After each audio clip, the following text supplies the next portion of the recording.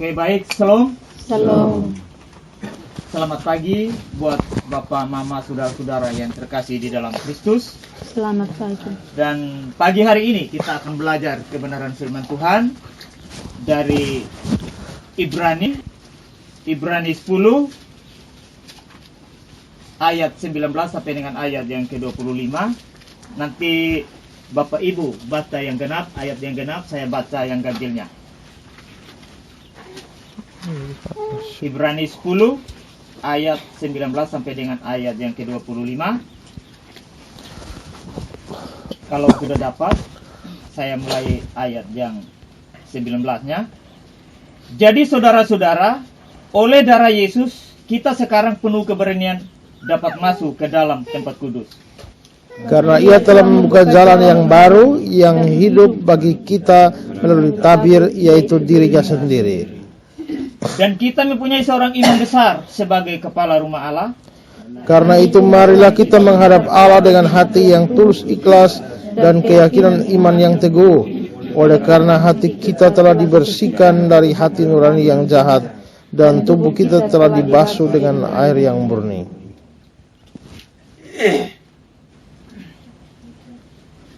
Marilah kita teguh berpegang kepada pengakuan tentang pengharapan kita, sebab Ia yang menjanjikannya setia. Dan marilah kita saling memperhatikan, supaya kita saling mendorong dalam kasih dan dalam pekerjaan baik. Janganlah kita menjauhkan diri dari pertemuan-pertemuan ibadah kita, seperti dibiasakan oleh beberapa orang, tetapi marilah kita saling menasihati dan semakin giat melakukannya menjelang hari Tuhan yang mendekat. Demikian jauh pembacaan firman Tuhan bagi kita. Berbahagialah yang mendengarnya dan diberkatilah orang-orang yang melakukan dalam hidup kita hari lepas hari. Nah, Bapak, Mama, saudara-saudara yang terkasih di dalam Kristus, pagi hari ini kembali lagi kita mengingat peristiwa yang luar biasa bagi kita yang telah dilakukan oleh Kristus, yaitu Dia telah mengorbankan dirinya di kayu salib 2000 tahun yang lalu demi saya dan saudara. Dan pengorbanan Kristus di atas kayu salib adalah tujuan untuk menebus dosa dari banyak orang yang percaya kepadanya sebagai Tuhan dan Juru Selamat.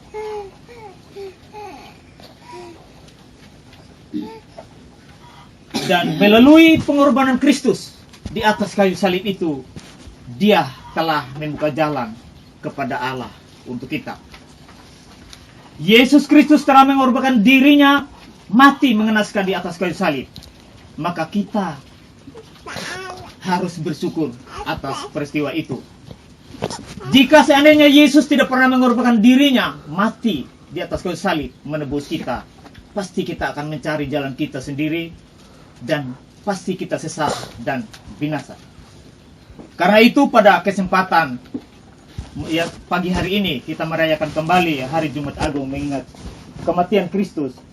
Saya mau mengajak Bapak, Mama, saudara-saudara yang terkasih dalam Kristus untuk kita merenungkan betapa besar makna dan manfaat pengorbanan Kristus bagi saya dan saudara.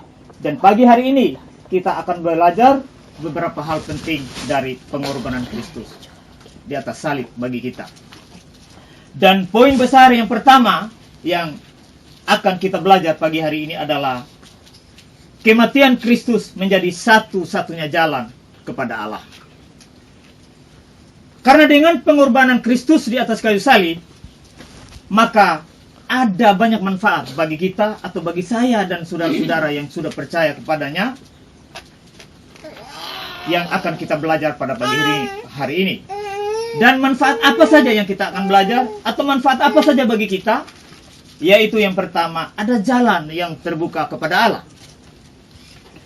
Saudara-saudara yang diberkati Tuhan, manfaat pertama bagi kita, atau bagi saya dan saudara, dari pengorbanan Kristus di atas kayu salib adalah ada jalan yang terbuka pada Allah melalui tabir, yaitu dirinya sendiri. Kita bisa baca kembali tadi pada teks kita, ayat yang ke-20 dari Ibrani 10 mengatakan, karena Ia telah membuka jalan yang baru dan yang hidup bagi kita melalui tabir, yaitu dirinya sendiri. saudara-saudara yang terkasih, ayat kita yang baru saja kita baca dari Ibrani 10 ayat 10 mengatakan, Ia telah membuka jalan yang baru dan yang hidup. Saudara, kita tahu bahwa di dalam perjanjian lama, di dalam PL, kalau orang atau orang percaya, orang Kristen mau datang kepada Allah, mereka harus melalui imam besar. Mereka tidak gampang datang. Kalau mau cari Kristus atau mau cari Allah, mereka melalui imam besar. Sehingga dalam perjanjian lama itu, kalau mau bertemu dengan Allah, mau memerlukan Allah, itu agak suka. Karena mereka harus melalui imam besar. Misalnya di dalam Ibrani 9, ayat 7 dan 8 firman Tuhan bilang begini. Tetapi ke dalam kemah yang kedua, hanya imam besar saja yang masuk sekali setahun. Dan harus dengan darah yang ia persembahkan karena dirinya sendiri dan karena pelanggaran-pelanggaran yang dibuatnya, pelanggaran-pelanggaran yang dibuat umatnya dengan tidak sadar.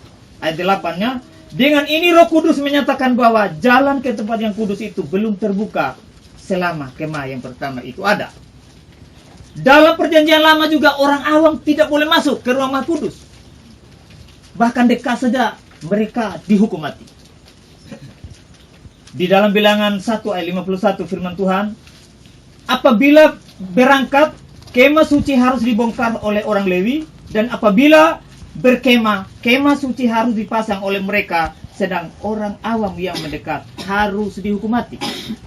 Jadi kalau dalam perjanjian lama, kalau orang awam mau dekat saja itu ruang Maha Kudus, mereka harus dihukum mati.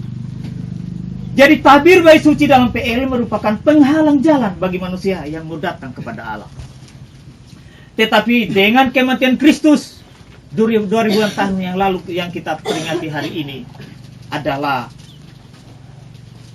Dia telah membuka jalan atau ada jalan yang terbuka bagi kita sebagai orang-orang percaya.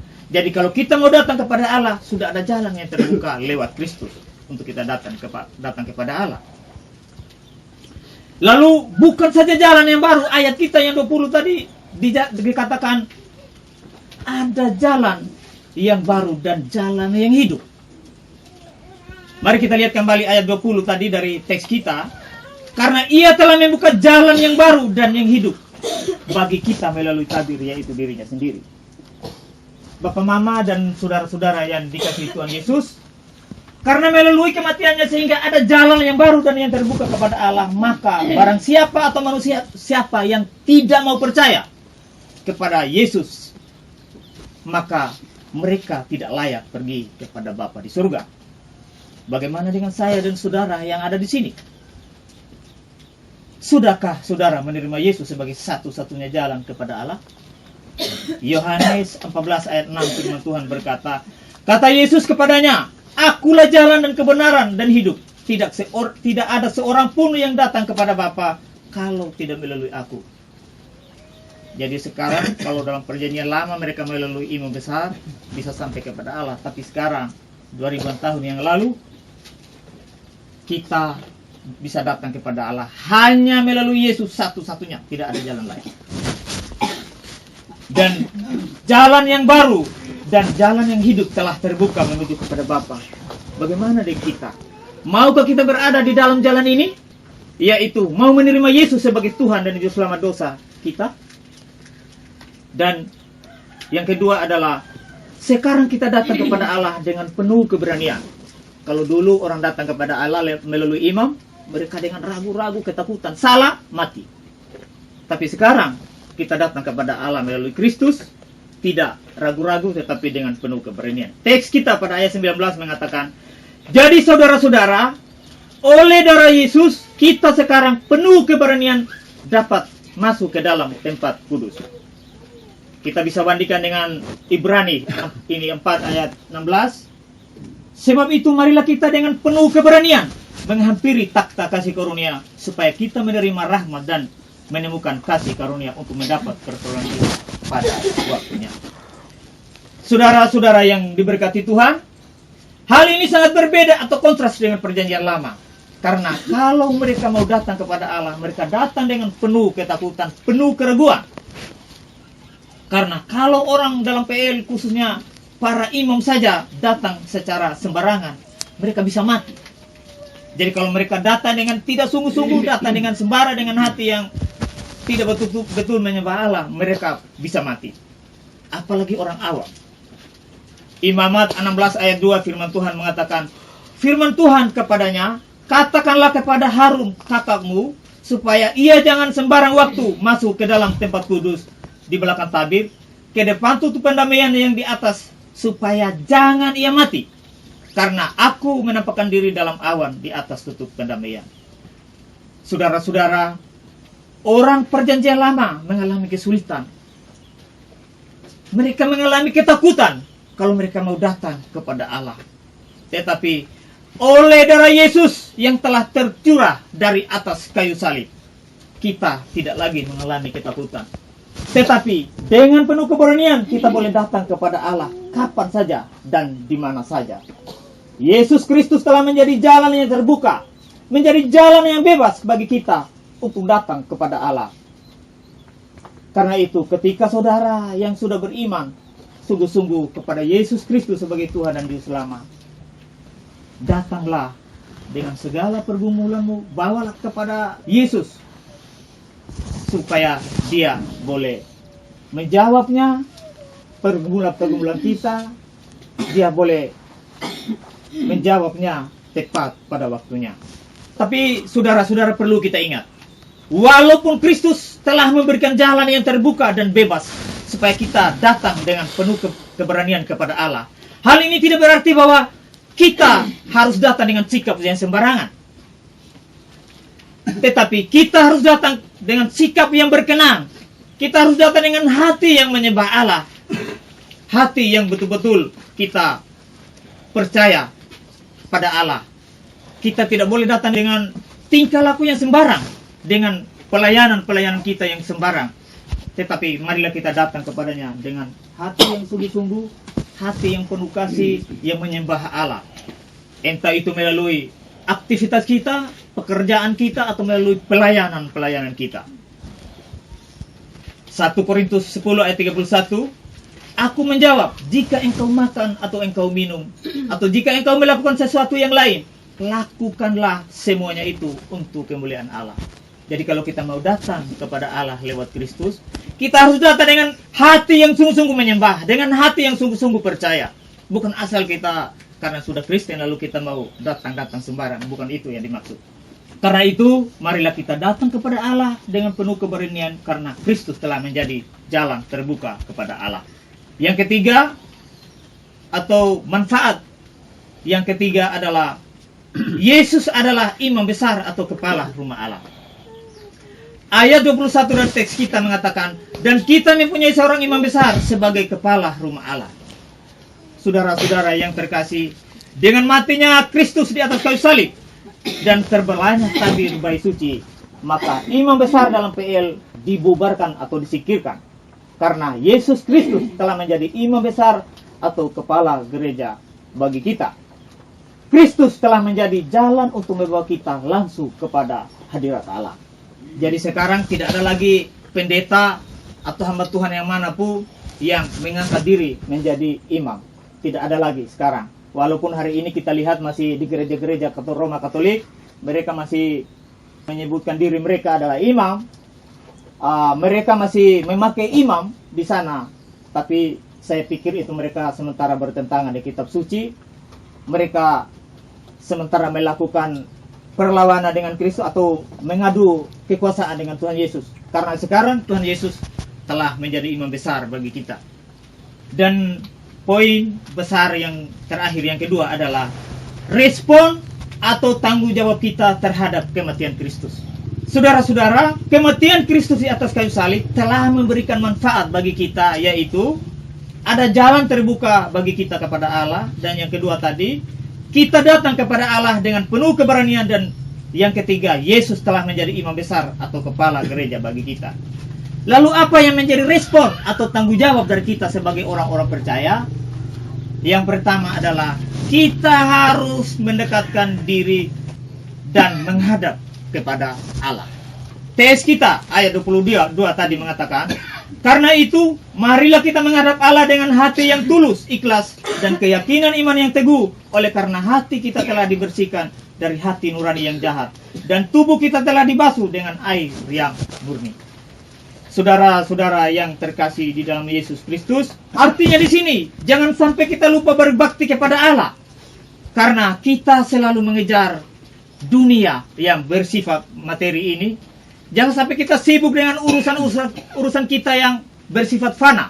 Kalau Allah sudah membersihkan dan membasuh dosa saya dan saudara, marilah kita mewujudkan kasih itu lewat ibadah-ibadah kita atau lewat doa-doa kita kepadanya. Jangan kita datang kepada Allah dengan iman yang ragu-ragu dan hati yang munafik, yang tidak sungguh-sungguh. Marilah kita datang kepada Allah dengan lutut yang menyembah, dengan hati yang betul-betul mengasihi Allah. Dan respon yang kedua, atau tanggung jawab kita yang kedua adalah kita harus berpegang teguh kepada pengakuan tentang pengharapan kita. Teks kita dari ayat 23 mengatakan, marilah kita teguh berpegang kepada pengakuan tentang pengharapan kita, sebab Ia yang menjanjikannya setia. Bapak, Mama, dan saudara-saudara yang diberkati oleh Tuhan Yesus, apapun yang terjadi di depan kita, jangan menjadi halangan. Dan tidak mungkin itu melebihi iman kita. Karena itu marilah kita tetap berpegang teguh pada pengakuan tentang pengharapan kita kepada Allah. Marilah kita tetap tekun dalam iman kepada Yesus Kristus, biar apapun yang akan terjadi yang akan menimpa kita. Karena meninggalkan Kristus sama dengan kita keluar dari jalan yang menyelamatkan. Meninggalkan Kristus sama dengan kita mau berjalan menuju ke neraka. Dan yang ketiga adalah kita saling memperhatikan atau mendorong dalam kasih dan pekerjaan baik. Teks kita dari ayat 24 tadi mengatakan, dan marilah kita saling memperhatikan supaya kita saling mendorong dalam kasih dan dalam pekerjaan baik. Saudara-saudara yang terkasih, saling memperhatikan di sini bukan berarti kita selalu melihat atau mencampuri urusan orang lain dalam hal-hal yang negatif. Tetapi kita saling memperhatikan dan mendorong dalam hal-hal yang bersifat positif dan membangun dalam kasih. Memang tidak bisa dihindari, biasanya kita sebagai orang-orang Kristen, kita selalu mencampuri urusan orang lain, kita selalu mengkritik orang lain, kita selalu melihat kesalahan-kesalahan orang lain di kehidupan kita.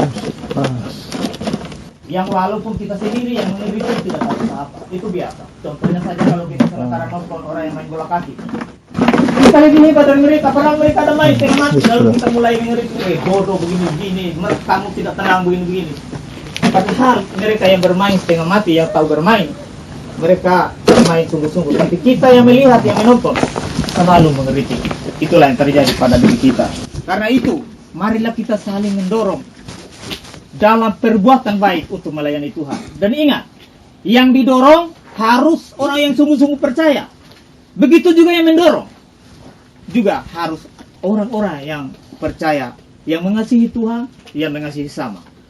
Dan yang terakhir, yang keempat adalah kita tidak boleh membiasakan diri untuk menjauhkan diri dari pertemuan ibadah.